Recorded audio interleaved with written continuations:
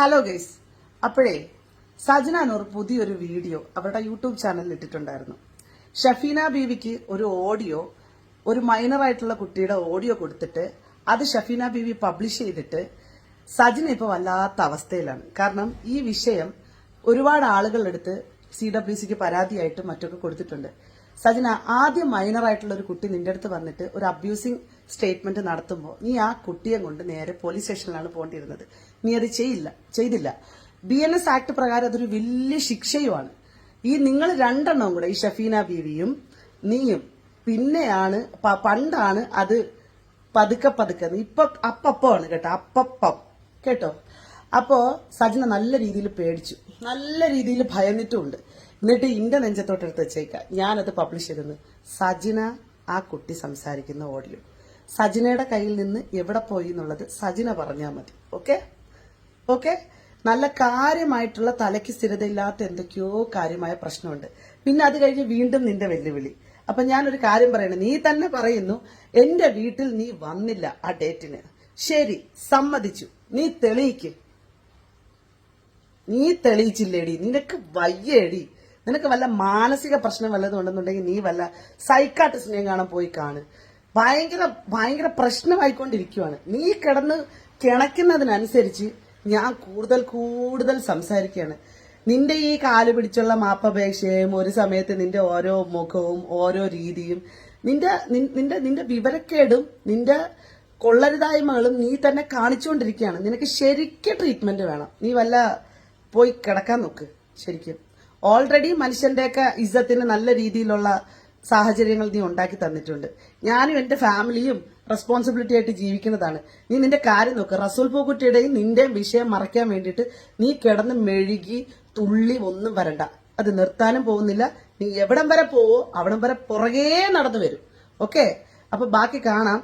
ഒരു കാര്യം കൂടെ ഞാൻ പറയണേണ്, നിന്റെ അച്ചായനെയും നിന്റെ അച്ചായത്തിയെയും നീ ഒന്ന് ചോദ്യം ചെയ്യേ കാര്യമായിട്ട്, കേട്ടാ.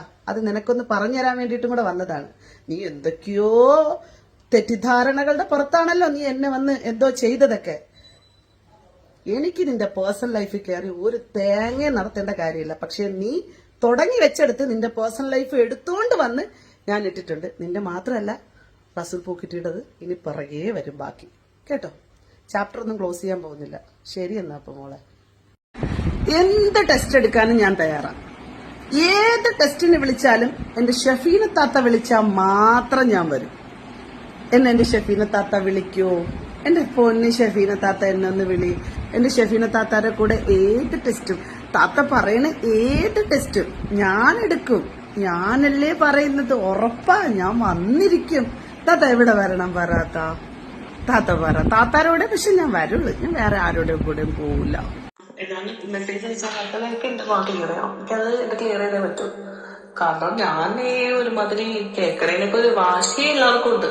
എനിക്ക് വേണമെങ്കിൽ വാശിക്ക് പറയാം, അവർക്ക് ഇങ്ങനത്തെ ഒരു മിസ്റ്റേക്ക് പറ്റിയിട്ടുണ്ടെങ്കിൽ അവര് ഗവൺമെന്റിനെ പറ്റിക്കാൻ വേണ്ടിയിട്ടും ടാക്സ് വെട്ടിക്കാൻ വേണ്ടിയിട്ടും അവര് ചെയ്യുന്നതിനാവട്ടെ. മറ്റവർക്ക് എന്ന് വെച്ചാൽ അവരുമായിട്ട് എന്തോ പൈസയുടെ എന്തോ അവര് തമ്മിൽ എന്തോ ഇടപാടുണ്ട് തോന്നുന്നുണ്ട്. അതെന്തോ കൊടുക്കാതിരിക്കുക, അത് ഞാൻ അറിയേണ്ട ആവശ്യമുള്ള കാര്യമല്ല. എനിക്ക് ഒരു വർക്ക് കിട്ടി, ഇന്നൊരു സാധനം ഒരാൾ കൊണ്ടുവന്ന് ഏൽപ്പിക്കുന്ന ഈ സാധനം ഞങ്ങൾ വന്നത് സ്ഥലത്ത് കൊണ്ടുവന്ന് തന്നിട്ടുണ്ടെന്നാണെങ്കിൽ അവരതിന്റെ എത്രയെന്ന് ശരിക്ക് എന്റെ പേയ്മെന്റ് എനിക്ക് തരാൻ പറ്റും. അതിപ്പോ ഇവിടെയുള്ള ഈ ലോകത്ത് ഏതൊരു മനുഷ്യന്റെ അടുത്ത് എന്റെ അടുത്ത് വന്നിട്ട് ഒരു ഡീല് ചെയ്യുന്ന വെച്ചാൽ എനിക്കത് ചെയ്യാനായിട്ട് എന്നെ കൊണ്ട് പറ്റൂന്നാണ്, ഞാൻ പറ്റൂന്നല്ല പറഞ്ഞ് ഞാനത് ചെയ്യുകയും ചെയ്യും. അതിന്റെ കയ്യില് എനിക്ക് ഇവരുമായിട്ട് മാനസികമായിട്ട് ഒരു അടുപ്പമില്ല. ഇവര് ഞാൻ ഇതിനൊപ്പം കണ്ടിട്ടില്ല, മനസ്സിലായില്ല. എനിക്ക് ഇവരെ അറിയാൻ പാടില്ലാത്ത ആൾക്കാരാണ്. ഇപ്പൊ എനിക്ക് ഈ വർക്ക് പറഞ്ഞ ആൾക്കാരെയും എനിക്കറിയാൻ പാടില്ല. ഇങ്ങനെ ഒരു സംഭവം ഉണ്ട്, ചെയ്യാൻ പറ്റുമെന്ന് ചോദിച്ചു. ഞാൻ ആലോചിച്ചപ്പോ എനിക്ക് ആ സമയത്ത് എനിക്ക് നിക്കക്കളി ഇല്ലാത്തൊരു സമയമായിരുന്നു. ഞാനത് ഓക്കെ പറഞ്ഞ് ചെയ്തു. പക്ഷെ അത് ഇത്രത്തോളം ഒരു വേഴ്സ്റ്റ് സിറ്റുവേഷനിലോട്ട് പോകുമെന്ന് എനിക്ക് അറിയണ്ടാവില്ല. സത്യത്തിൽ അത് ചെയ്തതിന്റെ പേരില് അത് വേണ്ടായിരുന്നു. അത് ചെയ്ത് കഴിഞ്ഞപ്പോഴാണ് മനസ്സിലുണ്ടാണ് അത് ചെയ്യണ്ടായിരുന്നത്. ഇങ്ങനത്തെ ഒരു എന്താ പറയാ, ഇങ്ങനത്തെ ഒരു സംഭവമായി പോയല്ലോ എന്ന് ആ സമയത്താണ് വിചാരിക്കുന്നത്. പക്ഷെ അത് ഇത്രയും പോലും നീളൂലായിരുന്നു. ഈ ദിവസം വരെ പോലും ഇത് നീണ്ടു പോകൂലായിരുന്നു. ഇവര് ചെയ്തത് എന്താന്ന് വെച്ചാല്, പോയത് അവരുടെ മുതൽ തന്നെയാണ്. എനിക്കറിയാം അവരുടെ മുതൽ പോയാൽ അവർ അന്വേഷിക്കും. അഫ്കോഴ്സ് ഇപ്പൊ എന്റെ മുതലാണ് പോണെങ്കിൽ ഞാനും അന്വേഷിക്കും. ഞാൻ ഇതിന്റെ ഇടയിൽ ഇത് ആരുടെ മുതലാണ്, ഇത് എന്താണ് സംഭവം, ഞാനിതൊന്നും അല്ല. എന്നെ വിളിച്ചിട്ട് ഒരാൾ പറഞ്ഞത് കാര്യം ഇത് ചെയ്യാൻ പറ്റുമെങ്കിൽ എനിക്ക് പേയ്മെന്റ് തന്നതാണ്. ഇതിപ്പോ ആരാണെങ്കിലും ആരുടെയും കാര്യമില്ല, ഞാനത് ചെയ്തു. കാരണം എനിക്ക് ഇത്രയും റിസ്ക് പിടിച്ചിട്ട് നിൽക്കുന്ന എന്റെ ലൈഫ് അങ്ങനെയാണ്. എനിക്ക് റിസ്ക് എടുക്കാൻ വേണ്ടി തയ്യാറായി തന്നെ നിന്നൊരാളാണ് ഞാൻ. അപ്പൊ അതിന്റെ പുറകിൽ ഇതിന്റെ പുറകിൽ എന്താണ് എന്റെ ബാക്ക്ഗ്രൗണ്ട് എന്ന് അന്വേഷിച്ചിട്ടില്ല. കിട്ടൂല, അതെന്റെ പൊട്ടത്തലാണ്, ഞാനത് ചിന്തിക്കണമായിരുന്നു. ഞാനത് ചിന്തിച്ചിട്ടില്ല. അതിനുശേഷം ഇവര് ചെയ്തത് മിസ്റ്റേക്ക് എന്ന് വെച്ചാൽ, ഇവരെന്റെ വീട്ടിൽ പോയിട്ട് പറയണത് പോരാണ്ട് ഇവര് ചെയ്തത്, ഞാനിവിടെ ദുബായിൽ വന്നിട്ട് എന്റെ 11 വർഷമാണ്. ഈ 11 വർഷത്തിൽ എനിക്ക് എന്നെയുമായി ബന്ധപ്പെടുന്ന എല്ലാ ആൾക്കാരുടെ പോയിട്ട് ഇവരെന്ത് പറഞ്ഞു കൊടുത്ത്, ഇങ്ങനെ ഒരു സംഭവം ഉണ്ടെന്ന് പറഞ്ഞു കൊടുത്ത്. ഇവര് 10-100 ആൾക്കാരുടെ അടുത്ത് ഇത് പറഞ്ഞ, അതായത് ഇവര് 3-4 ആൾക്കാരോടാണ് പറഞ്ഞത്. അവരങ്ങോട്ടും ഇങ്ങോട്ടും സ്പ്രെഡ് ചെയ്യുകയാണ്. മനസ്സിലായി? ഇത് കറങ്ങിത്തിരിഞ്ഞ എന്താണ്, നമ്മളോട് ആത്മാർത്ഥതയുള്ള ആൾക്കാര് ഇതൊന്ന് രണ്ടുപേരും നമ്മളെ വിളിച്ചത് ഇങ്ങനെ ഒരു സംഭവം ഉണ്ട്, എന്താണ് സംഭവം. ഞാൻ എന്റെ ഉള്ള കാര്യം പറയാം. എനിക്ക് കിട്ടിയ ഒരു വർക്കാണ് ഞാൻ ചെയ്തത്. ഇതിൽ ഇങ്ങനത്തെ ഒരു തലതിരിഞ്ഞ ഒരു പരിപാടി ഇല്ലെങ്കിൽ ഇങ്ങനത്തെ ഒരു മോശപ്പെട്ട കാര്യം എനിക്ക് ആ സമയത്ത് തോന്നിയിട്ടുണ്ടാവുന്നില്ല. എനിക്കിപ്പോ ആവശ്യം ഉണ്ടാകുന്നത്, ഞാൻ എന്റെ ആവശ്യത്തിന് വേണ്ടി ചെയ്തത്. ഞാൻ എന്റെ ഭാഗം ന്യായീകരിക്കണല്ലോ. എന്റെ ഭാഗത്ത് ഇപ്പൊ ഒരാൾ കട്ടെടുക്കണം, എന്തിനാ ഒരാൾ കള്ളത്തരം കാണിക്കുന്നത്, അവരുടെ അവസ്ഥ കൊണ്ടാണ്. ഞാൻ എന്റെ അവസ്ഥ കൊണ്ടിട്ടാണ് ഞാൻ അങ്ങനെ അതൊരു ഇതിന് കൈ കൊടുത്തത്. മനസ്സിലായി? എനിക്ക് ഇതിൽ ആരെയും ഒറ്റിക്കൊടുക്കാൻ അങ്ങനെ ഇങ്ങനെ ഒന്നും ഞാൻ ആഗ്രഹിക്കുന്ന ഒരാളല്ല. ഞാനൊരു തെറ്റ് ചെയ്താൽ ഞാൻ അത് അക്സെപ്റ്റ് ചെയ്യുന്നുണ്ട്. പക്ഷെ ഇവർക്ക് ഞാൻ ഈ സാധനം തിരിച്ചു കൊടുക്കാഞ്ഞ കാര്യം, അമ്മാതിരി ഇവരെന്നെ നടിച്ചു. ഇവർക്ക് അന്വേഷിക്കാം, ഇവരുടെ മുതല് പോയി അന്വേഷിക്കാം, ശരിയാണ് ചെയ്തത്, തെറ്റാണ്. ഇവര് ചെയ്തതെന്താന്ന് വെച്ചാൽ, ഇവര് അവരുടെ അടുത്ത് എന്റെ ബാക്ക്ഗ്രൗണ്ട് അന്വേഷിക്കാം. ഞാൻ എന്തിനാ ഡിവോഴ്സ് ആയതെന്ന് അറിയുക, ഞാൻ എന്തിനാണ് എനിക്ക് വേറെ ബോയ് ഫ്രണ്ട് ഒന്ന് അറിയുക. ഇതാണ് ഇവരുടെ ഉദ്ദേശം. ഇവരുടെ ഉദ്ദേശം എന്താണെന്ന് വെച്ചാൽ, ഇവർക്ക് അപ്പൊ ആ സമയത്ത് ഗോൾഡ് അല്ലാത്ത വേണ്ടത്.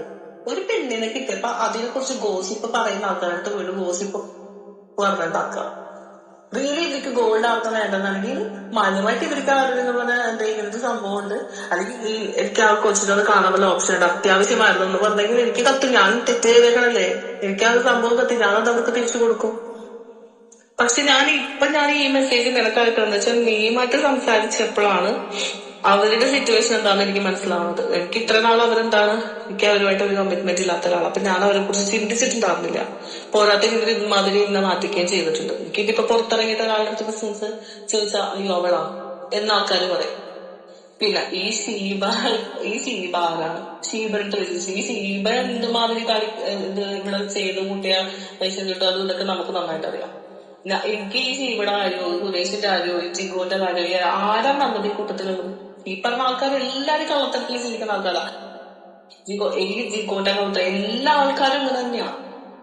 എനിക്ക് ഏറ്റവും സങ്കടം വന്നത് അതാണ്.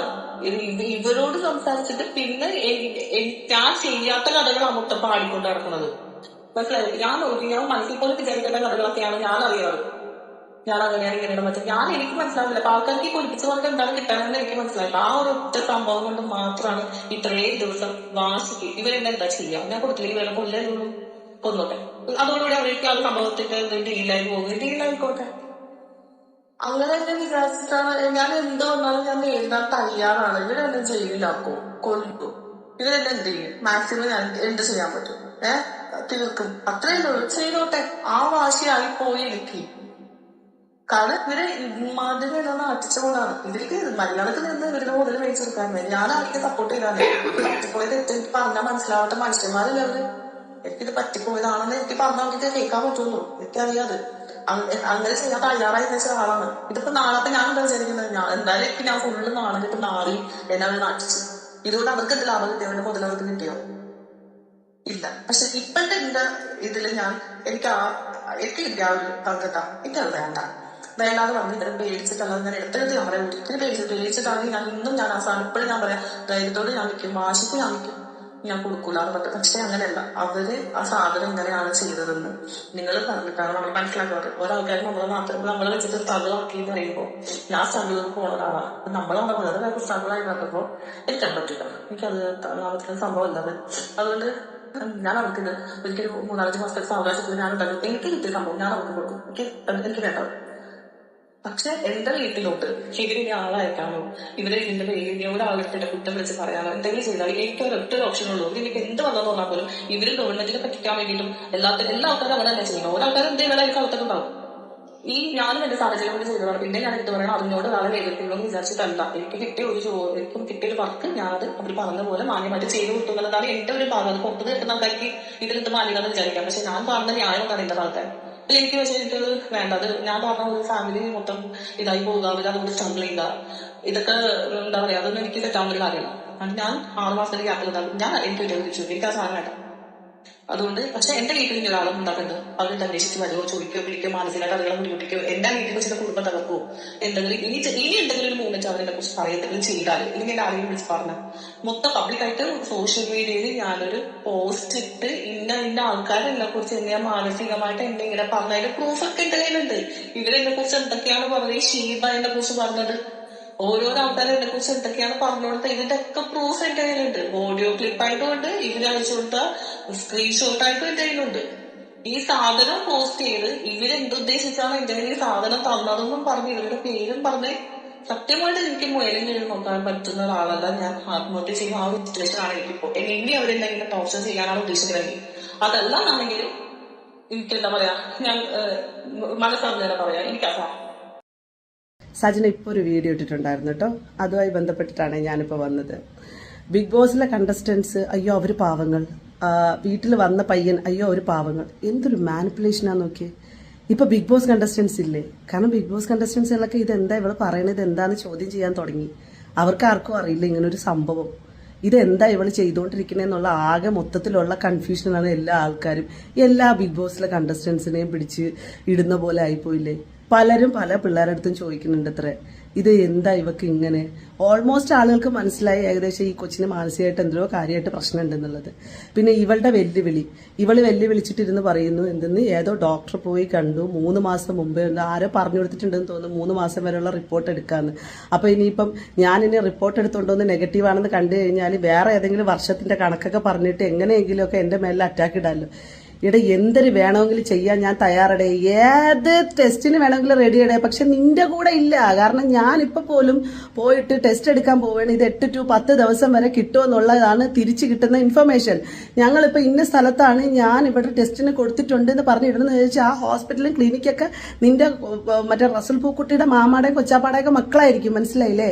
അപ്പൊ നീ പലതും കിടന്ന് ചെയ്യും. ഞാൻ സീരിയസ്ലി പറയണേ സജിന, നീ കിടന്ന് വെപ്രാളപ്പെടണ്ട, നീ ഒന്ന് അടങ്ങി ഒന്ന് സ്വസ്ഥമായിട്ടൊക്കെ ഒന്ന് ഇരിക്കാൻ നോക്ക്. കാരണം സ്വസ്ഥമായിട്ട് ഇരിക്കാൻ നിനക്ക് പറ്റില്ല, കാരണം എന്റെ മൂട്ടി തീ പിടിച്ചോളെ. റസൂൽ പൂക്കുട്ടി പെട്ടു, ദിയാസന വന്ന് റസൂൽ പൂക്കുട്ടിയുടെ കാര്യങ്ങളും കൂടെ ഇനി അപ്ഡേറ്റഡ് ആക്കാൻ തുടങ്ങി. നീ കേസോ കൂട്ടമോ എന്താന്ന് വെച്ചാൽ അയക്കോ, എനിക്ക് അഗെയിൻസ്റ്റ് ആണ് നീ സംസാരിച്ചു തുടങ്ങിയത്. അവിടെ നിന്ന് ഞാൻ വാലിഡ് ആയിട്ടുള്ള കൃത്യമായ കാര്യങ്ങളാണ് പറഞ്ഞത്. നീ പറഞ്ഞല്ലോ നീ അയച്ചു കൊടുത്തു എന്ന് പറഞ്ഞില്ലേ, നീ അയച്ചു കൊടുത്തെന്ന് പറഞ്ഞില്ലേ. ഞാൻ കൊടുത്തിട്ടില്ല, പക്ഷെ ഞാൻ പറയുന്നത് നീ അയച്ചു കൊടുത്തെന്ന് പറഞ്ഞില്ലേ, നീ എനിക്ക് അയച്ചു തന്നിട്ടില്ലേ. നീ ആരോടെ ഇത് പറയുന്നത്? ആൻമരിക്ക് അയച്ചു കൊടുത്ത ആൻമരി നീ എനിക്ക് അയച്ചു തന്നിട്ടില്ലേ? നീ എത്ര ആളുകൾക്ക് അയച്ചു കൊടുത്തിട്ടുണ്ട്? ആൻമരിക്ക് അയച്ചു കൊടുത്തതോടൊപ്പം തന്നെ അച്ചായൻ അയച്ചു കൊടുത്തിട്ടില്ലേ?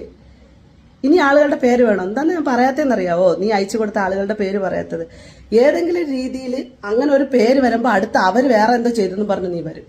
എത്ര മനുഷ്യരാണെന്നറിയാവോ ഇതിനകത്ത് പെട്ടുപോകുന്നത്. റോഷ്നിയുടെ കേസ് ഇപ്പൊ സംസാരം നടക്കുന്നുണ്ട്. അവളെ പറ്റിയിട്ട് നീ എന്തോരം വൃത്തികെട്ട അലിഗേഷൻസാ പറയുന്നത്. അവള് കുറേ സാധനങ്ങൾ അവളത് വരുന്നുണ്ട്. അപ്പം നീ അതിനെ ഏറ്റുപിടിച്ചു. എന്തോ നിന്നെ കൊണ്ടുപോയി എന്തൊക്കെ ആക്കി എന്നുള്ളതല്ലേ, അതൊക്കെ വരും. പുറകിൽ തന്നെ വന്നോളൂ, അതൊക്കെ അവർ നോക്കിക്കോളൂ. എനിക്കറിയില്ല ഈ ആൾക്കാരെ പോലും, നിന്റെ കാറ്റഗറി പോലും എനിക്കറിയില്ലായിരുന്നു. ഞാൻ ഒരു വിഷയം വരുമ്പോഴത്തേക്ക് ഓരോരുത്തരുടെ വരും. ഇന്നലെ ഒരു കൊച്ച് ഇൻബോക്സിൽ വന്ന് പറഞ്ഞു ദുബായിൽ പോയ സമയത്ത് അവരുടെ കൊളാബറേഷൻ ചെയ്യാമെന്ന് പറഞ്ഞ് ഏതോ ബ്യൂട്ടി പാർലർ ആരെ പറ്റിച്ചു എന്ന്. പയ്യന്മാരെ കൂടെ വണ്ടി എടുത്തുകൊണ്ട് പോയിട്ട് ദിർഹംസ് ഒക്കെ കുറെ കൊടുക്കാനുണ്ട് ഇത്രേ. എന്തൊക്കെയാ നിന്നെ പറ്റിയിട്ട് കേൾക്കുന്ന കഥകൾ. നീ ഇതെല്ലാം മുക്കാൻ വേണ്ടിയിട്ട് നിന്റെ റസൂൽ പൂക്കുറ്റിയുടെയും വിഷയം മുക്കാൻ വേണ്ടിയിട്ട് നീ ഓരോരുത്തരുടെ മണ്ടയിൽ ഓരോന്ന്. ദിയാസനയ്ക്ക് ഇതൊന്നും പുത്തരിയല്ല. ഞാൻ ഉള്ളൊരു കാര്യം പറഞ്ഞുതരാം മോളെ അടുത്ത് ഞാൻ വളരെ കൃത്യമായിട്ട് പറയുന്നത്, കുറേ വർഷങ്ങളായിട്ട് ഞാൻ എൻ്റെ കാര്യങ്ങളായിട്ട് മുന്നോട്ട് പോകുന്ന ഒരാളാണ്. എന്നെ ചുറ്റിപ്പറ്റിയിട്ടുള്ള അന്വേഷണങ്ങൾ ആർക്ക് വേണമെങ്കിലും എടുക്കാം. ഇവിടുത്തെ പോലീസ് അതോറിറ്റി ആയിക്കോട്ടെ, ഇവിടുത്തെ രാഷ്ട്രീയ സാമൂഹിക സാംസ്കാരിക പരിസ്ഥിതിയിലുള്ള മനുഷ്യരൊക്കെ എന്നെ പറ്റിയിട്ട് അറിയാം. ഇനി എന്നെ സംശയം ഉണ്ടെന്നുണ്ടെങ്കിൽ ഏത് തരത്തിൽ വേണമെങ്കിലും സഹകരിക്കാൻ ഞാൻ തയ്യാറാണ്. എന്റെ കയ്യിൽ നിന്ന് 1 രൂപ പോലും മുടക്കൂല എന്ന് പറഞ്ഞതിന്റെ റീസൺ പോലും 5000 മുതൽ 10000 രൂപ വരെയൊക്കെ ഈ ടെസ്റ്റിനോ അതും ഇതിനൊക്കെ റിപ്പോർട്ടിനാവുമെന്ന് വിചാരിച്ചിട്ട്. ഇനി അത് വേണമെങ്കിലും മുടക്കിയിട്ടും എനിക്കത് ചെയ്യുന്നതിൽ ഒരു പ്രശ്നമില്ല. പക്ഷേ നീ വെല്ലുവിളിക്കുന്ന രീതികളും നിന്റെ ഫ്രസ്ട്രേഷനും നിന്റെ ആക്രാന്തവും നിന്റെ വെപ്രാളവും ഒക്കെ ഉണ്ടല്ലോ, നിന്റെ റസൂൽ പൂക്കുറ്റിയെ നിന്നെ സംരക്ഷിക്കാനുള്ള കവചമാണെന്നുണ്ടെന്നുണ്ടെങ്കിൽ നീ ഇനി 10 പേരെ ഇട്ട് കൊടുത്താലും ശരി. എന്നെ സജിന നൂറെ ദിയാസന പറയാണ്, ഒരു ചുക്ക് സംഭവിക്കൂല. ഇതവിടെ കല്ല് പോലെ ഇരിപ്പുണ്ട്. മെനിഞ്ഞാന്ന് നിന്റെ ആരോപണം കൊണ്ട് ഞാൻ ഫേസ് ചെയ്തത് 24 hours ആണ്. എനിക്കിനി പേടിയില്ല. No issue. ഓക്കെ, ആളുകൾക്ക് തട്ടിക്കളിക്കാൻ ഒരു യന്ത്രം കൂടിയാണെന്നുള്ളത് ഞാൻ മനസ്സിലാക്കി. എല്ലാവർക്കും കണ്ടന്റ് മതി, അതുമായിട്ട് അവർ മുന്നോട്ട് പോകും. അതുകൊണ്ടിട്ട് നീ ഇനി എന്തായി വന്നാലും വീണ്ടും സജന നൂറേ ദിയാസൻ ഇവിടെ തന്നെ ഉണ്ട്, എന്തിനും തയ്യാറാണ്. പക്ഷെ നിന്റെയോ നിന്റെ റസൽ പൂക്കുട്ടിയുടെ അതോറിറ്റിയിലുള്ള ഒരു ഹോസ്പിറ്റലുകളോ ഒരു ക്ലിനിക്കുകളിലോ ഞാൻ ഉണ്ടാവില്ല. ഓക്കെ, അത് ബന്ധപ്പെട്ട അധികാരികളായി ബന്ധപ്പെട്ട ആരെങ്കിലും വന്ന് അതുമായി ബന്ധപ്പെട്ട് അത്തരത്തിലുള്ള കാര്യങ്ങൾ ചെയ്താൽ ഐ വിൽ ഡു, ഉറപ്പായി. പിന്നെ നിന്റെ മാനിപ്പുലേഷൻ എന്താ, നീ എന്താ പറയുക, ഏതോ ഡോക്ടറിന്റെ അടുത്ത് 3 മാസം മുമ്പേന്ന്, അത് ഞാൻ പറഞ്ഞായിരുന്നു എന്ന് എനിക്കറിയൂടാ. ഏതോ ഡോക്ടറിന്റെ അടുത്ത് 3 മാസം മുമ്പേ, 10 മാസം മുമ്പേ, 1 വർഷം മുമ്പേ, 1.5 വർഷം മുമ്പേ, 2 വർഷം മുമ്പേ, 5 വർഷം മുമ്പേ, 10 വർഷം മുമ്പേ, നീ എന്തെടുത്താലും ശരി തന്നെ ഞാൻ ആ ചാലഞ്ച് തയ്യാറാണ്. ആ ചാലഞ്ചിന് ഞാൻ തയ്യാറാണ്. പൊന്നും മോളെ, ഫാമിലി കോർട്ടിൽ പോയി ഇരിക്കുവല്ലേ, അവിടെ എന്താ കഥ? ഉമ്മ ഉണ്ട്, മക്കളുണ്ട്, അവരെയൊക്കെ പിടിച്ചുകൊണ്ട് പോയി, പാവം പിടിച്ച പിള്ളേര്. ഉഫ്, ഞാനതിൻ്റെയൊക്കെ അവസ്ഥ ആലോചിക്കുക. ഞാൻ ശരിക്കും റസൽ പൂക്കുട്ടിയുടെ ഭാര്യയുടെ, ഈ പെണ്ണിന്റെ മക്കളുടെ എന്തൊരവസ്ഥയായിരിക്കും ഇവരെയൊക്കെ അല്ലേ. കഷ്ടം തന്നെ. ആക്ട്രസ് അല്ലേ, പല വികാരങ്ങളും പല എക്സ്പ്രഷനും കാണിക്കുന്നതാണല്ലോ ആക്ട്രസ്. ഇപ്പൊ കരഞ്ഞതല്ല, കരച്ചിലൊക്കെ സജന നീക്കി വെച്ചിരിക്കുക. ഇപ്പൊ അടുത്ത കോൺട്രവേഴ്സി, അടുത്ത വീഡിയോ വോയിസ് റെക്കോർഡൊക്കെ ആയിട്ട് ദിയാസന വന്നിട്ടുണ്ടല്ലോ. Diya, thank you so much. കാരണം ദിയയുടെ പേരിൽ ഞാനും അദ്ദേഹം ഒരു കേസ് കൊടുത്തിട്ടുണ്ടായിരുന്നു. അപ്പൊ അവള് റിജക്ട് ചെയ്ത് അവിടെ പറഞ്ഞിരിക്കുന്നത് ദിയാസനയ്ക്ക് അങ്ങനെ ഒരു വോയിസ് റെക്കോർഡും കാര്യങ്ങളും ഒന്നും ദിയയുടെ കയ്യിൽ ഇല്ല എന്ന് പറഞ്ഞൊരു കാര്യം പറഞ്ഞിട്ടുണ്ട്. അപ്പം വീണ്ടും ദിയ ഞങ്ങൾക്ക് തെളിവ് സഹിതം കൊണ്ടിട്ട് തരുവാണ്. ദിയയുടെ കയ്യിൽ ഞങ്ങളുടെ പേഴ്സണൽ ആയിട്ടുള്ള വോയിസ് റെക്കോർഡുകൾ, ഞങ്ങളുടെ പല കാര്യങ്ങളും ദിയയുടെ കയ്യിലുണ്ടെന്നുള്ള തെളിവുകൾ നിങ്ങൾക്ക് തന്നെ ഇപ്പം മനസ്സിലായേ. കാരണം ഫിറോസ് ഖാൻ ഒരു വോയിസ് റെക്കോർഡ് കൊണ്ട് ഇറക്കുന്നു, എൻ്റെ അദ്ദേഹത്തിൻ്റെ പേഴ്സണൽ ആയിട്ടുള്ളൊരു കാര്യം. അത് തികച്ചും ഞാൻ പറഞ്ഞല്ലോ എനിക്ക് പറ്റിയൊരു മണ്ടത്തരമാണെന്ന് ഞാൻ അത് തുറന്നു പറഞ്ഞു. ഞാനത് എൻ്റെ ഫ്രണ്ട്സിനെ വിശ്വസിച്ച് ഞാൻ ഇട്ടുകൊടുത്ത സാധനമാണ് പുറത്ത് വന്നത്. ഇപ്പം റസൂലക്ക അവരോട് സംസാരിച്ച സാധനം റെക്കോർഡ് ചെയ്തിട്ട് അതിട്ടേക്കുന്നു. ഞങ്ങൾ തമ്മിലുള്ള ആർഗ്യുമെന്റ്സ്, ഞാനത് പറഞ്ഞിട്ടുണ്ടല്ലോ, ഞങ്ങൾ തമ്മിലുള്ള ആർഗ്യുമെന്റ്സ് അങ്ങ് എക്സ്ട്രീം ലെവലിൽ പോയി. ആദ്യത്തെ ആ വോയിസ് റെക്കോർഡിന് അത്രയൊന്നും ഇല്ലതൊന്നും സത്യം പറഞ്ഞു കഴിഞ്ഞാൽ, അല്ലെ, അത്രയും അഗ്ലി സംസാരങ്ങൾ വരെ ഞങ്ങൾ പേഴ്സണലായിട്ട് സംസാരിച്ച വോയിസ് റെക്കോർഡ് ഇറങ്ങിയത്. അപ്പം ആ ദേഷ്യത്തിൽ ഇക്ക് പറഞ്ഞ കുറെ മാറ്റർ, ഇത് കുറെ പഴയതാട്ടോ. ആ സമയത്ത് എൻ്റെ വോയിസ് റെക്കോർഡ് ഇറങ്ങിയ സമയത്തുള്ള സാധനം തന്നെ അത്. ഇനി നിങ്ങൾ തെറ്റിദ്ധരിക്കരുത്, റസൂൽ പൂക്കുട്ടി ഇപ്പോൾ അടുത്ത് വന്ന് വോയിസ് റെക്കോർഡ് സച്ചിനയ്ക്ക് പകരം ഇട്ടു എന്ന് പറഞ്ഞ കുറേ ആൾക്കാരുണ്ട്. അങ്ങനത്തെ ഒരു വോയിസ് റെക്കോർഡ് അല്ല. അദ്ദേഹം വന്നൊരു ലൈവോ അല്ലെങ്കിൽ അദ്ദേഹം ഒരു വീഡിയോ വന്ന് ചെയ്യട്ടെ ഇപ്പം. അപ്പം ഞങ്ങൾ രണ്ടുപേരും കൂടെ ഒരു കേസ് ഫയൽ ചെയ്തിട്ടുണ്ട്. ഇത് തന്നെ ഞങ്ങൾ കുറേ പേഴ്സണലായിട്ട് പേഴ്സണലായിട്ടുള്ള ഫോട്ടോസ് എന്നെല്ലാം പറയുമ്പോൾ നിങ്ങൾ വേറെ രീതി ചിന്തിക്കേണ്ട. ഞങ്ങൾ രണ്ടും ഒരുമിച്ച് നിൽക്കുന്ന ഫോട്ടോസ് ലീക്കായിട്ടുണ്ടല്ലോ, അത്, പിന്നെ ഞങ്ങളുടെ വോയിസ് റെക്കോർഡുകൾ, ഞങ്ങളുടെ കുറേ തെളിവുകൾ, ഇതെല്ലാം ഇവളുമാരുടെ കയ്യിലുണ്ട്. ദിയാസന, ആൻമരിയ, പിന്നെ വീണ നായർ ഇതുപോലെ എന്നെ ഓരോ ദിവസം വിളിച്ചിട്ടുണ്ട്, ഇതെന്റെ തെളിവുകൾ എൻ്റെ കയ്യിലുണ്ട് എന്ന് പറഞ്ഞിട്ട് ഒന്നുമില്ലാത്തത് വീണ നായർ ചുമ്മാ എന്നെ ചൊറിയാൻ വന്നിട്ടുണ്ട്. പിന്നെ ഫിറോസ് ഖാൻ, ഓഫ്കോഴ്സ് ഫിറോസ് ഖാൻ്റെ കയ്യിൽ, പിന്നെ ഒരു മീഡിയക്കാരൻ പയ്യൻ്റെ കയ്യിൽ. ഞാൻ അവനിപ്പം പിടിച്ചിരുന്നില്ല, സാഹചര്യം വരുമ്പോൾ ഇവരെല്ലാം ഞാൻ വെളിയെടുത്തു. അങ്ങനെ ഞങ്ങളിട്ട് ഭീഷണിപ്പെടുത്തിക്കൊണ്ടിരിക്കുന്ന സംഭവം ഞങ്ങൾക്ക് കൊണ്ട് കേസ് കൊടുത്തിട്ടുണ്ട്. അതിൻ്റെ എല്ലാം ആണല്ലോ ആദ്യം പറഞ്ഞത്. അപ്പം ഈ വോയിസ് റെക്കോർഡ് ഇറങ്ങിയത് വീണ്ടും ഞാൻ പറയുന്നു, ഇനിയും ദിയയുടെ പലതും ഉണ്ട്.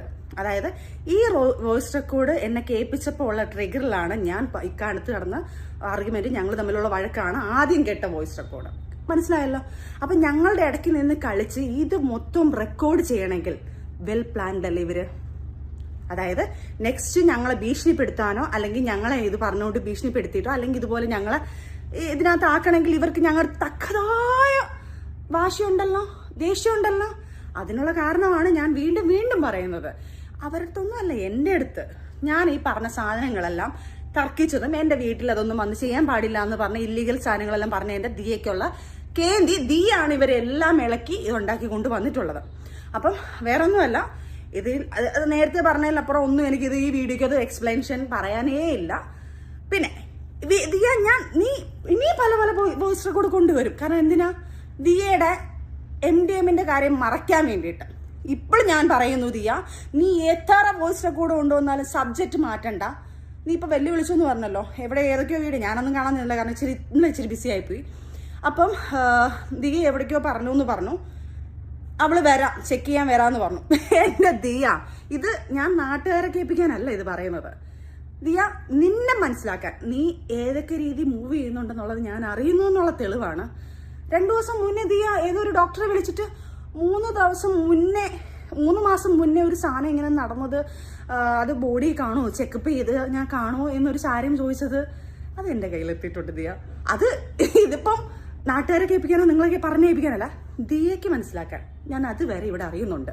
അപ്പം ദിയയുടെ വ്യക്തമായിട്ട് പറയുക ദിയാസന, 3 മാസം മുന്നേ അല്ല, ഫെബ്രുവരി 15-ാം തീയതി 12-നും 12:30-ക്കും 1 മണിക്ക് ഇടയ്ക്കാണ് നീ ഈ സാധനങ്ങൾ ചെയ്തിരിക്കുന്നത്. വ്യക്തമാക്കി. ഇനി ഏതെങ്കിലും ഡോക്ടറിനെ വിളിച്ച് നോക്കുമ്പോൾ ഈ ഡേറ്റ് പറഞ്ഞിട്ട് വേണം ചോദിക്കാൻ. എന്റെ മോളെ, ഒരു 3-4 വർഷം എന്റെ അറിവിൽ ഞാൻ ചോദിച്ചത് 3-5 വർഷം 6 വർഷം എത്ര വർഷം ഇത് കാണും, ഹെയറിൽ ഇത് ചെക്ക് ചെയ്താൽ ഉണ്ടാവും എന്ന് പറയുന്നുണ്ട്. ബ്ലഡ് ടെസ്റ്റ് ചെയ്താൽ 1 വർഷത്തിനകത്ത് ഈ കാര്യങ്ങൾ അറിയാൻ പറ്റുമെന്നും പറയുന്നുണ്ട്.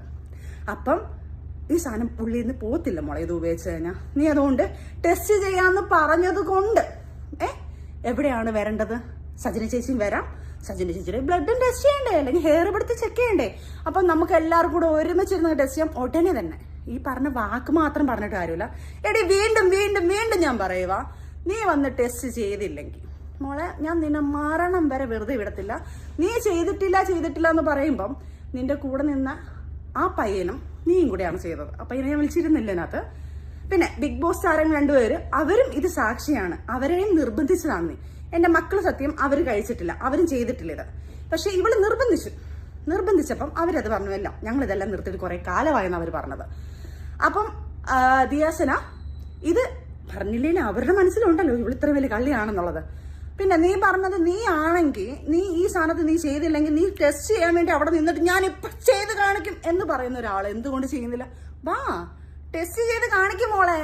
നീ ആരാണെന്ന് തെളിയിക്കും മോളെ. രോഗം നിന്നെ ഒരുത്തെ പിടിച്ചാ എത്ര പേരിനകത്ത് തൂങ്ങുന്നറിയോ? അതുകൊണ്ട് നിന്നെ സപ്പോർട്ട് ചെയ്യാൻ ഒത്തിരി പേര് കാണും. സർ, എല്ലാവർക്കും ഞാനൊരു കാര്യം പറയുക, ഇവളുടെ കോൾ റെക്കോർഡും അവളെ കോൾ ലിസ്റ്റും എടുക്കണം. അതിലെടുത്തു കഴിഞ്ഞാൽ ഇതിനകത്തുള്ള മാഫിയകളെല്ലാം വെളി വരും. കാരണം ഇവള് കോൾ വിളിക്കുന്നതും ഇവള് കച്ചവടം ചെയ്യുന്ന എല്ലാത്തിന്റെ ആൾക്കാരുടെ റെക്കോർഡ്സും കാര്യങ്ങളും ഇവളെ കോൾ ലിസ്റ്റ് എടുത്തിട്ട് അവരെ ഫോളോ ചെയ്താൽ ഞാൻ കറക്റ്റായിട്ട് കിട്ടും. അതുകൊണ്ട് അതും ഈ പറയുന്ന നിയമ നടപടികൾ എടുക്കുന്ന ആൾക്കാരെ തീർച്ചയായിട്ടും എടുക്കണം. അപ്പൊ അടുത്ത വീഡിയോ ആയിട്ട് സജന വീണ്ടും വരുന്നതായിരിക്കും, അടുത്ത വോയിസ് കേൾക്കാനും. Okay, bye bye.